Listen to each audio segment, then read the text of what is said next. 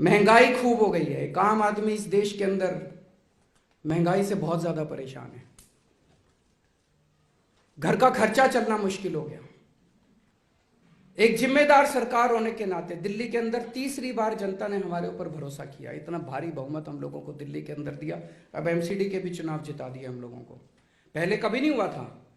पहले क्या होता था दिल्ली के अंदर कि दिल्ली सरकार में एक पार्टी की सरकार बनती थी, वो इतने उल्टे सीधे काम करते थे कि एमसीडी में फिर जनता दुखी होकर दूसरी पार्टी की सरकार बना देती थी।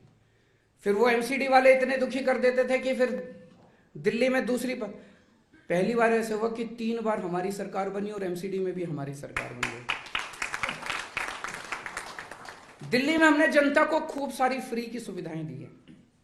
हमने जनता के लिए शिक्षा फ्री कर दी, हमने जनता के लिए हॉस्पिटल फ्री कर दिए, घर में किसी के कोई बीमार हो जाए तो उसका सारा इलाज फ्री कर दिया, हमने बिजली फ्री कर दी, हमने पानी फ्री कर दिया, तीर्थ यात्रा पे लेके जाते हैं लोगों को। इस वजह से आपको जान के बड़ी खुशी होगी, ये डेटा मैं नहीं दे रहा, केंद्र सरकार की एक रिपोर्ट आई है। उस रिपोर्ट के मुताबिक पूरे देश में महंगाई की दर 7.4% है। पूरे देश में महंगाई की दर 7.4% है और दिल्ली में महंगाई की दर 4% है। पूरे देश में सबसे कम महंगाई दिल्ली में है। ये मैं नहीं कह रहा, केंद्र सरकार की रिपोर्ट कह रही है। और उसका कारण यही है कि दिल्ली के अंदर इतनी सारी चीजें फ्री है।